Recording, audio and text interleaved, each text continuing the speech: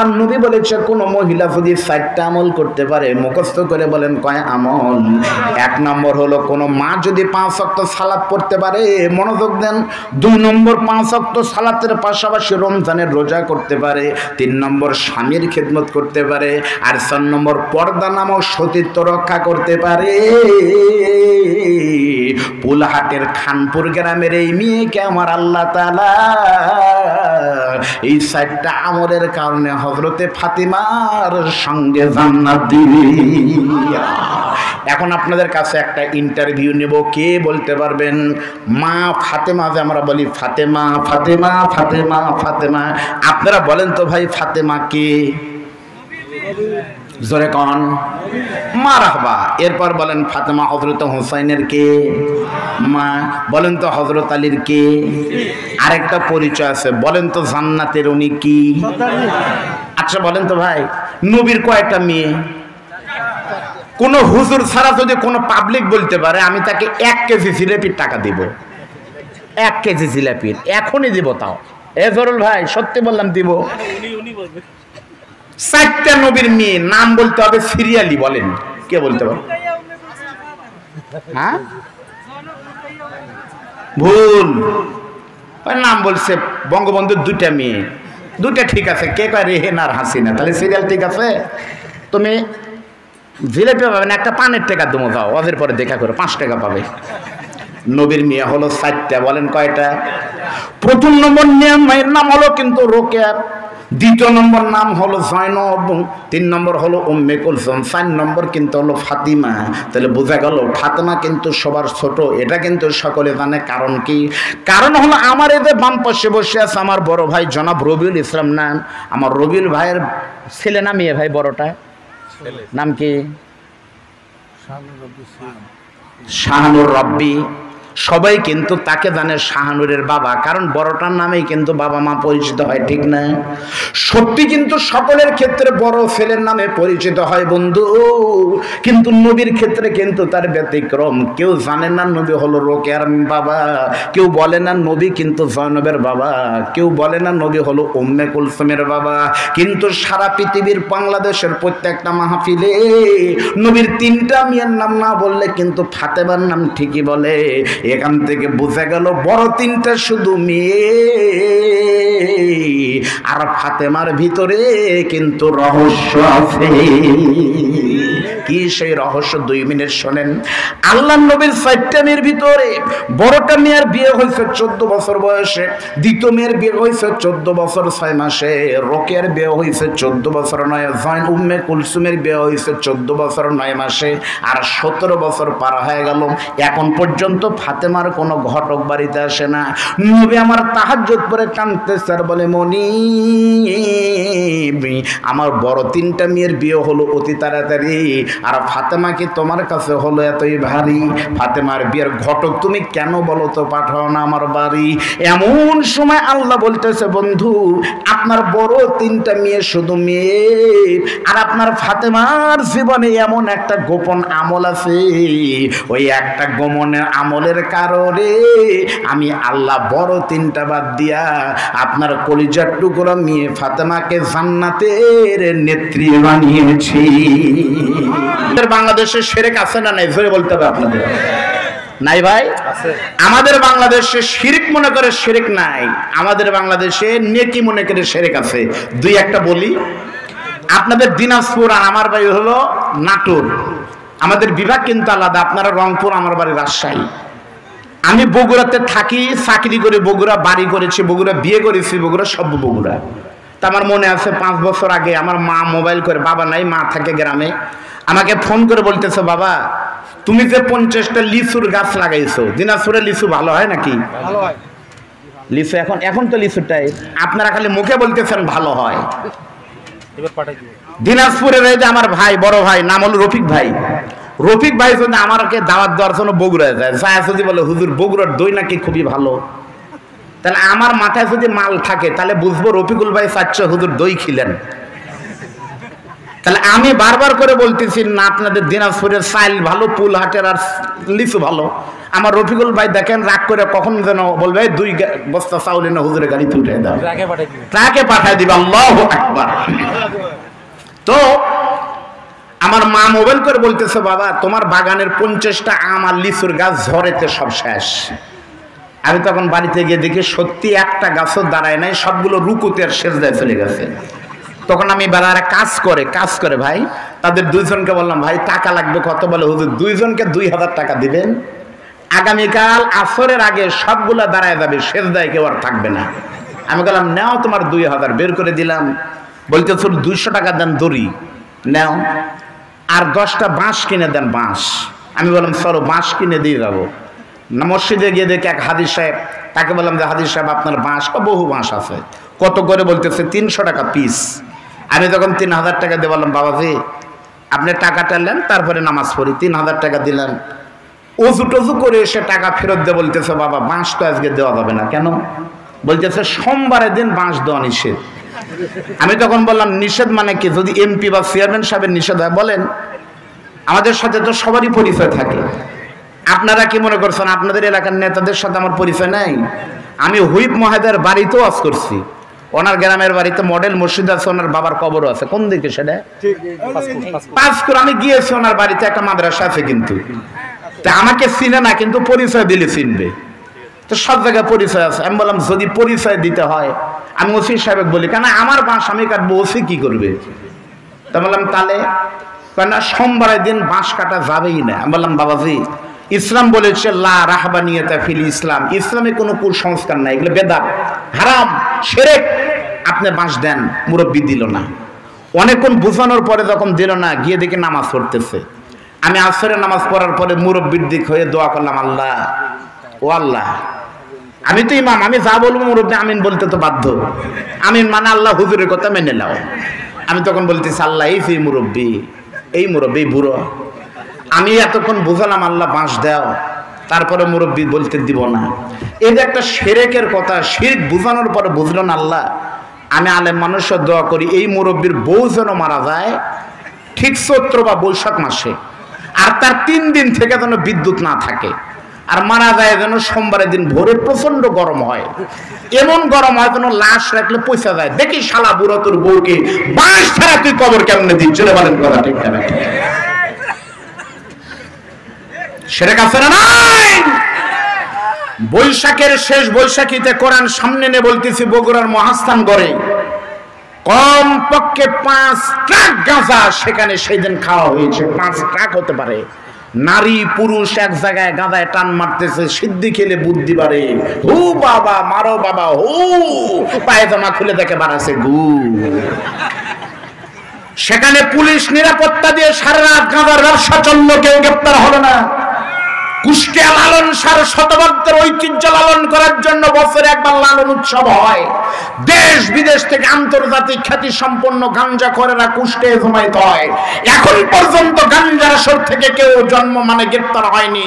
লালন সার কুষ্টিয়া থেকে লালনের ভক্তরা গ্রেপ্তার হয় না, কুষ্টিয়া থেকে গ্রেপ্তার হয় কোরআনের পাখি মুক্তি আমির হামজা। ধরে বলেন কথা ঠিক না?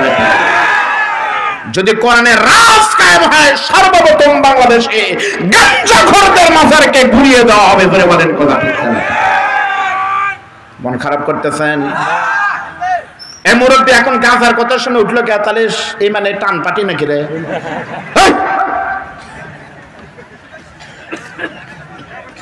হ্যাঁ বলবো। লিখছে হুজুর মা বোনদের কিছু বলেন, আগে মাকে বলার আগে বাপ এক্সারসাইজ করি, তারপরে মার কাছে যাচ্ছি। ঠিক না ঠিক বলেন? আমার আলোচনা কিন্তু দীর্ঘ সময় না, হঠাৎ করে কিন্তু শেষ হবে। স্বাদের জিনিস কিন্তু খেতে খেতে দেখবেন হঠাৎ করে বলতেছে আর নাই, ওই রকম কিন্তু শেষ হয়ে যাবে। মাত্র কয়েক মিনিট শুনে নেন। আমাদের বাংলাদেশে কিন্তু শিরক আছে। আল্লাহ নবী তখন বলতেছে বাবা তুমি কি শিরক করছো নাকি? ওই যুবকটা তখন কান্দার বলে নবীজি আমার গুনাহটা শিরকের থেকেও কিন্তু চিন্তার ভয়াবহ গুনাহ। আমি আপনাদের পায়ের কাছে হাত দিয়ে বলতেছি, একটা সুন্দর মোটিভেশন একটা ওয়াজ করতেছে মাত্র কয়েক মিনিট। নবী তখন বলতেছে শিরকের থেকে বড় আবার কোন গুনাহ? ওই যুবক তখন বলতেছে, ওগো আল্লাহর নবী, আমার বাড়ি হলো মদিনার বিশাল বড় একটা কবরস্থানের পাশে, যে কবরস্থানে প্রতিদিন কোনো না কোনো মাইয়াত মরে যায়। আপনাদের দিনাজপুরে এরকম কবরস্থান কি নাই ভাই? অবশ্যই কিন্তু থাকতে পারে। ওগো নবী, যখন আমার এলাকার কোনো মানুষ মারা যায় তার জানাজায় আমরা শরীক হই। জানাজা দিয়ে তার আমার বাড়ি যেহেতু কবরস্থানের পাশে, মেয়েটা ছেলে হোক অথবা লাশটা মেয়ে হোক, আমি তার কবরের কাছে গিয়ে 3 মুষ্টি মাটি দিয়ে দোয়া পড়ে তারপর কিন্তু চলে আসি হুজুর। দিনের বেলায় মাইয়াতকে লাশটা মাটি দিয়ে যখন সবাই চলে আসে, আস্তে আস্তে করে রাত যখন গভীর হতে থাকে, যখন অন্ধকার নেমে আসে, তখন অন্ধকার, সবাই যখন বাড়িতে চলে যায়, গোরস্থান কিন্তু রাত্রে বেলা নির্ঝুম নিরিবিলি। যে নগরীতে মানুষ আছে কিন্তু কোনো শব্দ নাই। এই দিনাজপুরের বহু বড় বড় কিন্তু মানুষ ছিলেন, যাদের সাথে বেঁচে থাকতে দেখা করতে কিন্তু ব্যাপক বেগ পাওয়া লাগতো, কিন্তু তাদের কবরের পাশে গিয়ে দেখবেন কোনো মানুষ নাই। হুইপ মহাইদার বাবার কবরের কাছে গিয়ে আমি দেখেছি বিশাল বড় মানুষ কিন্তু ছিলেন, কবরের পাশে গিয়ে দেখতেছেন কোনো মানুষ নাই। ওই রকম নবী রাতের বেলায় নতুন কবর যেটা আজকে নতুন দেওয়া হয়েছে, ওই নতুন কবরের কাছে আমি চলে যাই। আমাদের বগুড়াতে নতুন কবরের চিহ্ন কিন্তু 2টি। 1 নম্বর চিহ্ন, মাটি দেখেই কিন্তু বোঝা যায় কবরটা নতুন। আর 2 নম্বর, নতুন কবরের উপরে খেজুরের ডাল কিন্তু পোতা থাকে। আল্লাহর নবী বলছে তোমরা খেজুরের ডাল পুঁতে দাও, কারণ খেজুরের ডাল যে কয়দিন তাজা থাকবে জিকির করবে। আর আল্লাহ চাইলে খেজুরের ডালের জিকির করার কারণে ওই মাইয়াতের কবরের আযাবকেও মালিক মাফ করে দিতে পারে। এটা কিন্তু হাদিস। ওই যে হাদিস আপনারা শুনেছেন, নবী দেখলো কবরে আযাব হচ্ছে পেশাবে পানি না লওয়ার কারণে, শোনেননি? আমি সেদিক যাব না, ভালো করে শোনেন। ওগো আল্লাহর নবী, বিশ্ব নবী, আমাদের এলাকার কোনো মানুষ মারা গেলে তার জানাজায় যখন আমি শরীক হই, রাতের বেলায় নতুন কবরের কাছে চলে গিয়ে নতুন কবরের উপরে থেকে খেজুরের ডালটাকে সরাই দিয়া, ওই খেজুরের ডালটা সরাই দিয়ে কোদাল দিয়ে মাটি চটানো শুরু করি। কিছুক্ষণের ভিতরে নতুন কবর যখন দীর্ণ বিদীর্ণ ফাঁক হয়ে যায়, ভিতরে তাকায় দেখি ভিতরে মাইয়ে শুয়ে আছে কাফনের কাপড় গায়ে দিয়ে। তখন আমি কাল বিলম্ব না করে কবরের ভিতরে নেমে, ওই কবরের মাইয়ের যদি পুরুষ হয় তাহলে 3টি, আর মাইয়েরটা মহিলা হলে কমপক্ষে 5 টুকরা কাপড় কিন্তু তার শরীরে দেওয়া থাকে। ওই কাপড়টা খুলে নিয়ে ওই নতুন কাপড়টা আমি আস্তে করে মদিনার একটা মার্কেটে বিক্রি করে দেই, অর্ধেক দামে কিন্তু বিক্রি হয়। হুজুর, আমি নামাজ কালাম সবই পড়ি, কোনো সমস্যা নাই, কিন্তু আমার গুনাহ হলো আমার এই জীবনে আমি কত নারী পুরুষকে উলঙ্গ করে কাফনের কাপড় চুরি করে বিক্রি করেছি, কত মাইয়েতকে উলঙ্গ করেছি, সেই খবর কিন্তু কেউ জানে না। আমি আসলে হুজুর পেশা হিসাবে কাফন চুরিকে আমি বেছে নিয়েছি। আপনারা বলেন, জুতো চোর, চাল চোর, আম চোর, লিচু চোরকে আপনারা ছাড়বেন, কিন্তু কাফনের কাপড় চোর তাকে কি ছাড়া যায়? কোনোদিন নয়। আল্লাহর নবী বিশ্ব নবী বলতেছে, বলো কি বলে হুজুর, শেষ হয়নি। সুফি আবুল্লাহ সামরকান্দে বর্ণনা করেন, এখানে যারা কোনোদিনই শোনেনি তাদের কাছে কিন্তু নতুন মনে হচ্ছে। আর আলেম আলামা জানেন কথাটা কত কঠিন, মাত্র 2 মিনিট পর বুঝবেন। ওগো নবী, বিশ্ব নবী, আমার এই জীবনে কত মাইয়াতকে আমি উলঙ্গ করেছি তার খবর নাই, কিন্তু গতকাল আমাদের গ্রামের সবচাইতে সুন্দরী তরুণী উর্বশী তন্নি একটা মেয়ে মারা গেছে। ওই মেয়েটা যখন মরে গেছে, চতুর্দিকে শোকের ছায়া নেমে এসেছে। ওই মেয়েটির সলাতুল জানাজায় আমরা উপস্থিত হয়েছি। সকলের সঙ্গে মেয়েটার কবরে যখন লাশকে মাটি দিলাম হুজুর, তখন আমি 3 মুষ্টি মাটির সাথে দোয়া পড়েছি। আমি একটু পরীক্ষা করে জানতে চাই, আপনারা বলেন তো ভাই, আপনাদের দিনাজপুরে মানুষ যখন মাটি দেয় তখন কবরে রাখার দোয়া কি পড়ে? একটু বলেন তো, কবরে রাখার দোয়া, মাটি দেওয়ার দোয়া কি?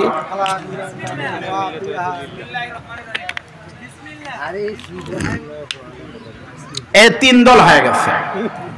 একটা হলো বিসমিল্লাহ, বিসমিল্লাহি ওয়া আলা মিল্লাতি রাসূলিল্লাহ, আরেকটা বলছে মিনহা খলাকনাকুম।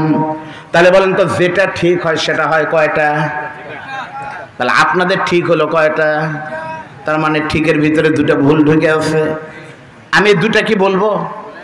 এখন আপনারা ভাবতেছেন দেখি হুজুর হানাফি না আলে হাদিস, মানে এই দোয়ার মধ্যে দিয়ে সেটা প্রকাশ পাবে, অতএব না বলাই ভালো ভাই।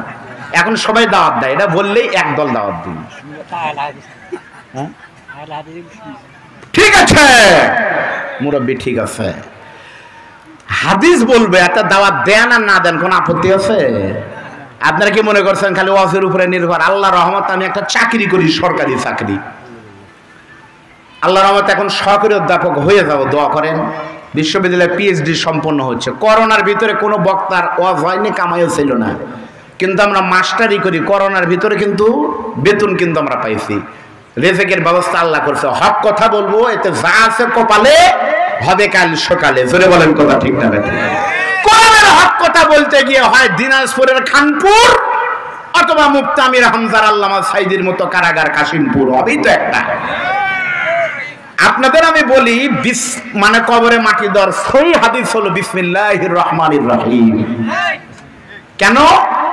প্রত্যেকটি ভালো কাজ বিসমিল্লাহ বলে শুরু করা লাগে। তো কবরে মাটি দেওয়া ভালো কাম না খারাপ কাম? তাহলে দোয়া কি? বিসমিল্লাহির রহমানির, তাহলে মিনহা খালাকনাকুম, এটা কিন্তু সূরা তাহার 55 নম্বর আয়াত। তাফসীরে ইবনে কাসির যদি থাকে নিয়ে আসেন আরবি খণ্ড, কোন মানুষ যদি কবরে মিনহা খালাকনাকুম বলে দোয়া করে মাটি দেয়, আল্লাহ তাকেও উত্তম প্রতিদান দিবে।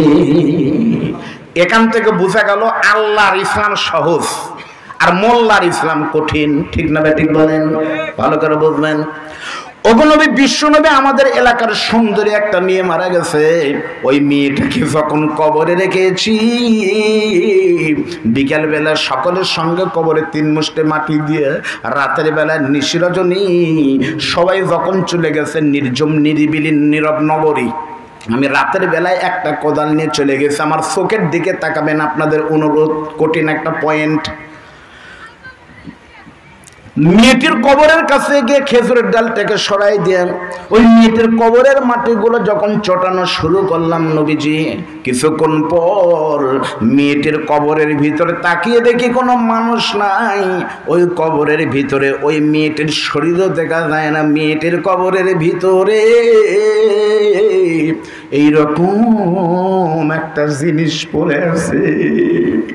একদিন মসজিদের খাটনি আমার বাড়ি রাঙিনাই ধরাধরি করিয়া হানিবে রে, সেদিন বড়ই পাতার গরম পানি আমার দেহে ঢালিবে, রঙিন কাপড় খুলিয়া সাদা কাফনের কাপড় পরাইবে রে।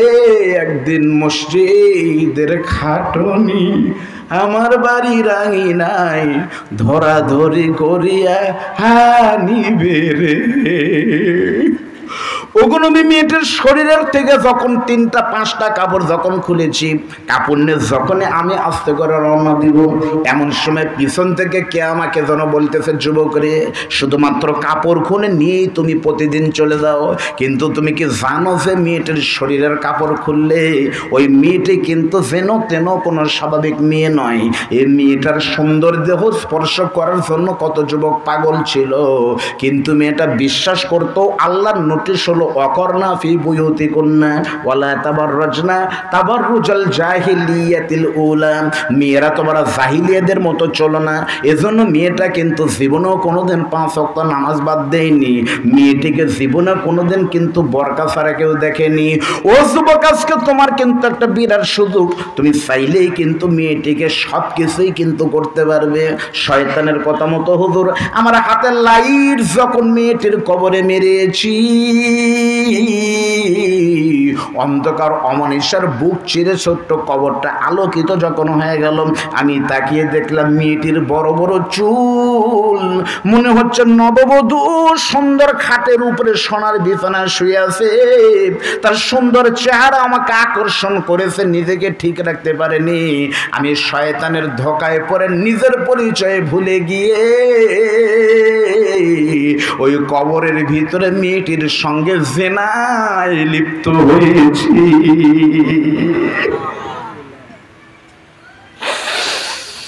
যদি তকদির ভালো থাকে আজকে আমাকে আল্লাহ পরিবর্তন করবে, আপনিও পরিবর্তন হবেন।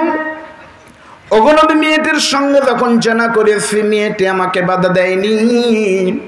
আমার জৈবিক চাহিদা পূর্ণ হওয়ার পরে আস্তে করে যখন কবর থেকে উঠে গিয়ে এক পা দুপা করতে করতে যখন রওনা দিলাম, কে যেন আমাকে বলতেছে, যুবক রে এন্তাজের কলিলা, প্লিজ তুমি একটু দাঁড়াও।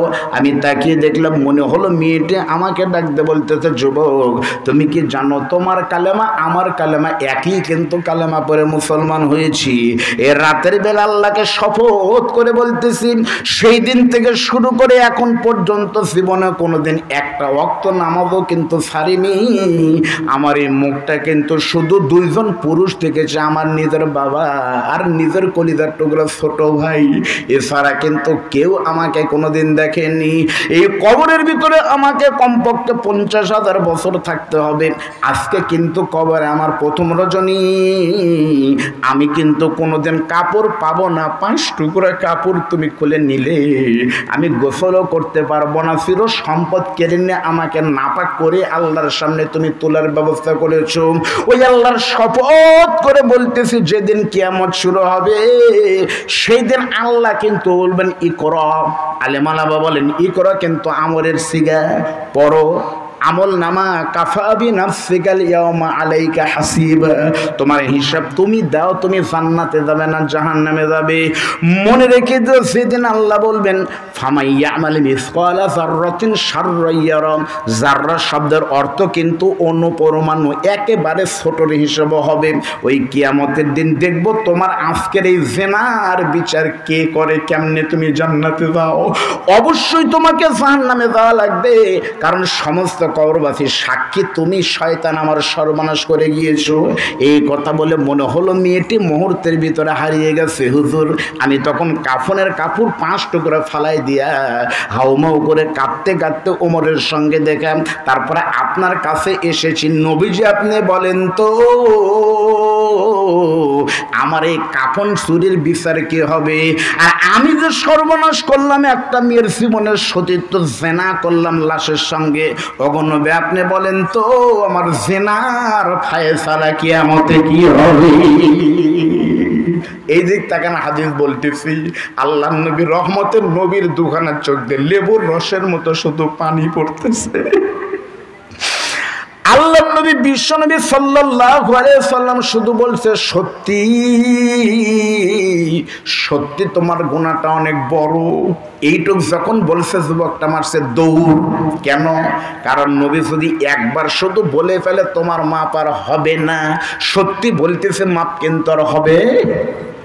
এই দিনাজপুরের আদালত যদি আপনাকে যাবজ্জীবন অথবা ফাঁসি দেয়, আপনি হাইকোর্টে কিন্তু আপিল করতে পারবেন।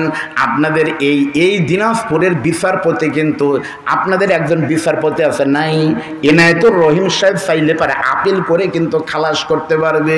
কিন্তু আমার নবী জীবনে যে কথা মুখ দিয়ে একবার বলছে, ওটাই কিন্তু রায় ফাইনাল হয়ে গেছে। নবী হ্যাঁ বললে সেটা হালাল, নবী না বললে কিন্তু সেটা হারাম হয়েছে।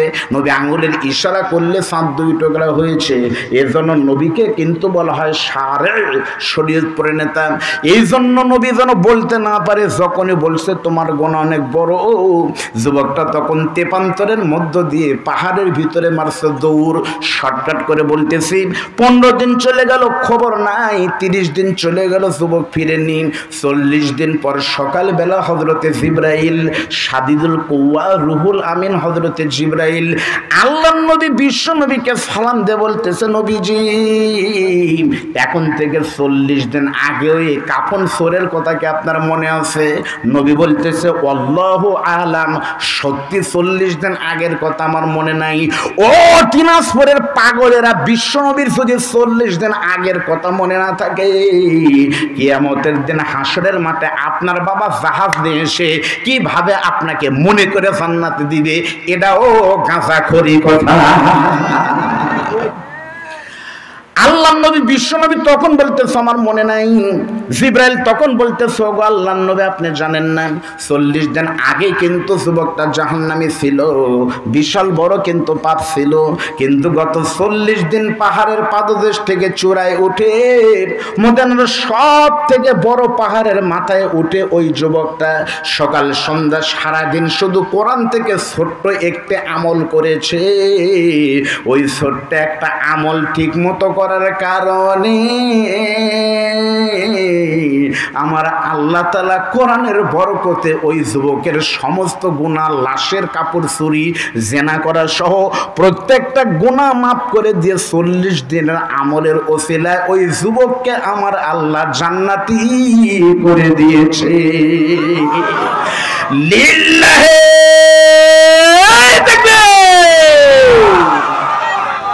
এত বড় কথা, এত বড় গুনাহ মাফার মেডিসিন এখানে আছে, কিন্তু সহজ, দাম কম। আপনাদের অনেকের পছন্দ হবে না। এখন বলেন তো ভাই, পরীক্ষায় যদি রোল নাম্বার কোনো বাচ্চা না লেখা বের হয়ে যায়, মাস্টার কি যেতে দিবে? এ বাচ্চাই এই যে যেমন রোল নাম্বার না লিখেই যাচ্ছে, মাস্টার তখন বলে বাস রিভাইজ যে রোল নাম্বার লেখ, রেজিস্টার নাম্বার লেখ, ঠিক মতো লেখ। কারণ শিক্ষক চায় না ছাত্র ফেল করুক, আর বাপ মা চায় না বাচ্চার মধ্যে ঝাঁপ দিক। আমরা চাইবা না এই বাচ্চার মতো দুই একজন ঝাঁপ দিয়ে জাহান্নামে যায়, এজন্য চাই যাবি তাকে টাইনিয়া ধরবেন। যদি যেতে হয় তোর জুতো থুইয়া দা, কালকে এসে জুতো লিয়ে দেয়, যা। মন খারাপ করলেন?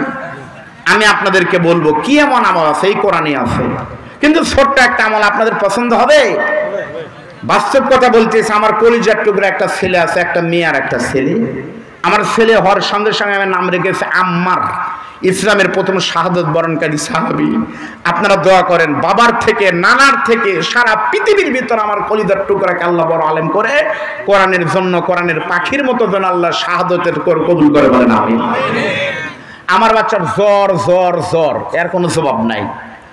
বগুড়ার ডাক্তারের কাছে গেলে না পা প্যারাসিটামল সহ জিব্যাক সব দেয়, কারণ যে কোনো একটা তো কাজ হবেই, আর ক্যারিড হবে ডাক্তার ভালো। আমার সন্দেহ হলো ঘটনা কি, বগুড়ার ডাক্তারকে 10-9 বার দেখালাম, আমার সন্দেহ বেড়ে গেল।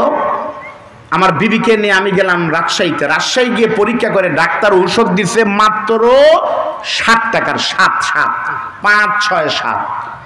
আমার বিবি ঔষধ দেখে প্রথম বলতেছে যে কমপক্ষে 20,000 টাকার ঔষধে কাজ হয়নি, 60 টাকার ঔষধে কাজ হবে না, হবেই না।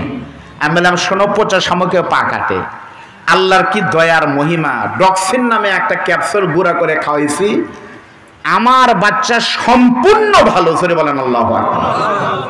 তা আপনাদেরকে ওই 1.5 টাকার একটা আমল শেখাই দিব, ওই আমলেই কাজ হবে ইনশাআল্লাহ। সরে বলেন সুবহানাল্লাহ। পীর সাহেবের দরবারে গেলে 25টা আমলের কথা বলবে, না পা প্যারাসিটামল, হিস্টাসিন, গরু নিয়ে এসো বাবার দরবারে। চাউল পাঠাবে পুলহাটের, গরু মহিষ ছাগল, এখানে এসে 25,000 বার ওযু করে 26,000 বার জিকির করা লাগবে, এমন ঔষধ দিবে, ভয় করবে না। আমার 1.5 টাকার ঔষধ কোরআন থেকে বলবো, আপনারা শুনবেন? কারা কারা শুনবেন না তারা হাত তোলেন। তার মানে আপনারা আছেন, কিন্তু আপনাদের মনোযোগ এখানে নাই। আর একটা তাকবীর দান তো লিল্লাহি তাকবীর।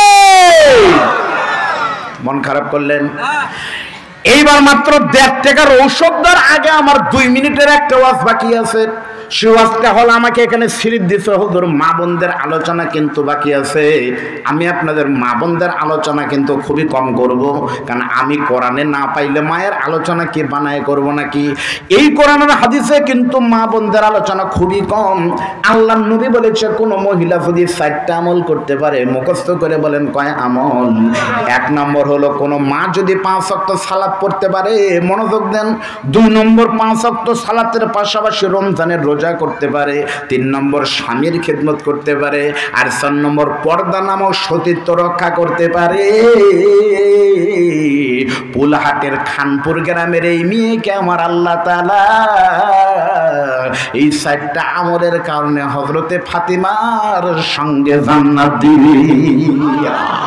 এখন আপনাদের কাছে একটা ইন্টারভিউ নেব, কে বলতে পারবেন মা ফাতেমা, যে আমরা বলি ফাতেমা ফাতেমা ফাতেমা ফাতেমা, আপনারা বলেন তো ভাই ফাতেমা কে? জোরে কন মারহাবা। এরপর বলেন ফাতেমা হযরত হুসাইনের কে মা, বলেন তো হযরত আলীর কে। আরেকটা পরিচয় আছে, বলেন তো জান্নাতের উনি কি। আচ্ছা বলেন তো ভাই, নবীর কয়টা মেয়ে? কোন হুজুর ছাড়া যদি কোন পাবলিক বলতে পারে আমি তাকে 1 কেজি জিলাপির টাকা দিব, 1 কেজি জিলাপির এখনই দিব। তাও এ জরুল ভাই সত্যি বললাম দিব। 4টা নবীর মেয়ে নাম বলতে হবে সিরিয়ালি, বলেন কে বলতে পারে? হ্যাঁ ভুল, নাম বলছে বঙ্গবন্ধুর 2টা মেয়ে, 2টা ঠিক আছে। কে কয় রেহেন আর হাসিনা, তাহলে সিরিয়াল ঠিক আছে। তুমি জিলাপি পাবে না, একটা পানের টাকা দেবো, যাও ওদের পরে দেখা করো, 5 টাকা পাবে। নবীর মেয়ে হলো 4টা, বলেন কয়টা? প্রথম নম্বর মেয়ের নাম হলো কিন্তু রোকেয়া, 2য় নম্বর নাম হলো জয়নব, 3 নম্বর হলো উম্মে কুলসুম, 4 নম্বর কিন্তু হলো ফাতিমা। তাহলে বোঝা গেল ফাতেমা কিন্তু সবার ছোট, এটা কিন্তু সকলে জানে। কারণ কি? কারণ হলো আমার এদের বাম পাশে বসে আছে আমার বড় ভাই জনাব রবিউল ইসলাম নাম। আমার রবিউল ভাইয়ের ছেলে না মেয়ে ভাই? বড়টা নাম কি? শাহানুর রব্বি। সবাই কিন্তু তাকে জানে শাহানুরের বাবা, কারণ বড়টার নামেই কিন্তু বাবা মা পরিচিত হয়, ঠিক না? সত্যি কিন্তু সকলের ক্ষেত্রে বড় ছেলের নামে পরিচিত হয় বন্ধু, কিন্তু নবীর ক্ষেত্রে কিন্তু তার ব্যতিক্রম। কেউ জানে না নবী হলো রোকেয়ার বাবা, কেউ বলে না নবী কিন্তু জয়নবের বাবা, কেউ বলে না নবী হলো উম্মে কুলসুমের বাবা। কিন্তু সারা পৃথিবীর বাংলাদেশের প্রত্যেকটা মাহফিলে নবীর 3টা মেয়ের নাম না বললে কিন্তু ফাতেমার নাম ঠিকই বলে। এখান থেকে বোঝা গেল বড় 3টা শুধু মেয়ে, আর ফাতেমার ভিতরে কিন্তু রহস্য আছে। কি সেই রহস্য? 2 মিনিট শোনেন। আল্লাহর নবীর 4টা মেয়ের ভিতরে বড়টা মেয়ের বিয়ে হয়েছে 14 বছর বয়সে, 2য় মেয়ের বিয়ে হয়েছে 14 বছর 6 মাসে, রোকেয়ার বিয়ে হয়েছে 14 বছর 9, উম্মে কুলসুমের বিয়ে হয়েছে 14 বছর 9 মাসে, আর 17 বছর পার হয়ে গেল। এখন পর্যন্ত ফাতেমার কোনো ঘটক বাড়িতে আসে না। নবী আমার তাহাজ্জুদ পড়ে কাঁদতেছে আর বলে, মনি আমার বড় 3টা মেয়ের বিয়ে হলো অতি তাড়াতাড়ি, আর ফাতেমা কি তোমার কাছে হলো এতই ভারী? ফাতেমার বিয়ের ঘটক তুমি কেন বলো তো পাঠাও না আমার বাড়ি? এমন সময় আল্লাহ বলতেছে, বন্ধু আপনার বড় 3টা মেয়ে শুধু মেয়ে, আর আপনার ফাতেমার জীবনে এমন একটা গোপন আমল আছে, ওই একটা গোপনের আমলের কারণে আমি আল্লাহ বড় 3টা বাদ দিয়া আপনার কলিজার টুকরা মেয়ে ফাতেমাকে জান্নাতের নেত্রী বানিয়েছি। এখন বলেন তো কোনটা শুনবেন? কাপন চোরের বিচার শুনবেন না ফাতেমার গোপন আমলের কথা শুনবেন? কয়টা শুনবেন? এই লক্ষণই তো খারাপ। সবই শুনবো, রোজার দিন মনে হয় আসরের পরে সবই খাবো। মাকে বলে, মা এই 3 জগ শরবত আমি খামু, পেঁয়াজি আমি খামু, সব খামু। ইফতার করার পর 1 গ্লাস পানির পর মা আর খামো না, ভাল লাগে না। এত খাওয়ার চেষ্টা করেন না, অল্প করে শোনেন, মনোযোগ দেন। আমি দুটোই বলবো, যেটা বড় বলতাম সেটা ছোট করে বলবো। তার আগে একটু আপনাদের কাছে শুনতে চাই, বলেন তো ভাই, এই যে এখানে বসে আছেন বন্ধু, এখানে এখন একটা কথা বললে মুহূর্তের ভিতরে হাসি মুখ কিন্তু আপনাদের নষ্ট হয়ে একটু কষ্টের মুখ হবে। সেটা হলো, এই মুহূর্তে যদি আপনাদের প্রশ্ন করি, বলেন তো এই যে মাহফিল করে আপনাদের লাভ কি? সত্যিই কিন্তু কোনো লাভ হয়তো নাই, কারণ আমি গুনাহগার বক্তা, গুনাহগার কি শোনাবো, আমার অশুনে লাভ নাই। কিন্তু আল্লাহকে সাক্ষী রেখে বলতেছি, এখানে শোনার কারণে একটা লাভ হবে, সেটা হলো এখানে যারা বসে আছেন অনেকের মা দুঃখিনী দুনিয়া থেকে বিদায় নিছে, অনেকের মায়ের কবরে হয়তো একটা নেকি কম হয়েছে, শুধু একটা নেকির জন্য অনেকের দুঃখিনী মায়ের কবরে সাপ কামড়াচ্ছে, বিচ্ছু কামড়াচ্ছে। বৃষ্টির পানি আসলে দৌড় মারবেন, মায়ের কবরের উপরে বন্যা হয়ে যায়, মা কোথায়? অনেকের মায়ের কবরে এই যে জ্যৈষ্ঠ মাসের রোদ মায়ের কবরে, বাবার কবরে চলে যাচ্ছে। এই মায়ের কবরে হয়তো 2টা নেকির জন্য মা দুঃখিনী আজকে 50 বছর জাহান্নামের কষ্ট পাচ্ছে। আল্লাহ বলেছে, আজকে খানপুর মাঠে তোমার বাবার সন্তানরা ওয়াজ শুনতেছে, যদি তোমার জন্য দোয়া করতে পারে আজকে থেকে তোমার কবরটা জান্নাতের টুকরা হবে। আল্লাহর কসম, জাহান্নাম থেকে মুক্তি পেলে কেমন হয়। আমি দেখেছি যেদিন মাওলানা মামুনুল হক রাতের বেলায় জামিন পাইল না, সবাই কিন্তু কষ্ট পাইছিলেন, কিন্তু পরের দিন সকালবেলা জেল গেট থেকে যখন বের হচ্ছে, হাসতে হাসতে বের হচ্ছে, যখন আপনার মা বাবাকে আল্লাহ মাফ করে দিবে, আজকে মাহফিলের ওসিলে যদি আল্লাহ মাফ করে দেয়, এই রাত 12টার সময় আপনার মা হাসতে হাসতে জান্নাতে কিন্তু ঢুকে যাবে। আপনার একটু দেখান তো দুঃখিনী ভাই, আপনার পায়ে হাত দিয়ে বলি, শুধুমাত্র যাদের মা নাই একটু হাত তুলে দেখান তো, কার কার মা নাই? হুজুর আমার মা নাই, হুজুর আমি মা হারা, আমার মা নাই। কারা কারা দেখেন কত মানুষের মা নাই? এবার একটু দেখান তো কার কার বাবা নাই? ওই দলে কিন্তু আমিও আছি, আমার বাবাও নাই। সত্যি বলতেছি, মনে রাখবেন পাহাড় যত বড়ই হোক, আমি দার্জিলিং এ গিয়ে দেখেছি মনে হচ্ছে পাহাড়গুলো আকাশের থেকে বড়। এই দার্জিলিং এ গিয়ে দেখলাম আকাশের থেকে পাহাড় বড়, কিন্তু বাস্তবেই কিন্তু বড় নয়। পাহাড় যত বড়ই হোক আকাশের নিচে, নদীতে মাছ যত বড়ই হোক পানির নিচে, আর আপনার সন্তান যত বড় হন, আপনার জান্নাত কিন্তু আপনার মায়ের পায়ের নিচে। ওই দুঃখিনী মা বাবাদের চলে গেছে। আমি আল্লাহকে সাক্ষী রেখে বলি, সুদের কথা বললে যারা যায় তারা সুদ খায়, তাই গেল। ঘুষের কথা বললে যারা বক্তার বিরুদ্ধে থানায় মোবাইল করে তারা ঘুষখোর, তাই ফোন করে। আর মার বাবার রক্ত আর কাপড়ের কাপড় দেখানোর পরে মাহফিলের ভিতর থেকে যায়, এরাই তো বইয়ের সাথে যুক্তি করে মাকে মারে। এরাও বাংলাদেশের নবাবু ফেল। আপনাদের ভিতর থেকে যদি মায়ের রস শোনার পরে কেউ যায়, মনে রাখবেন মাকে ধরে এরাই মারছে। তাছাড়া গেল কেন? এতক্ষণ পেশাব চাপলেন, এখন চাপে কে? এজন্য দেখবেন কে কে যায়। আপনি পারেন না, বসে থাকেন।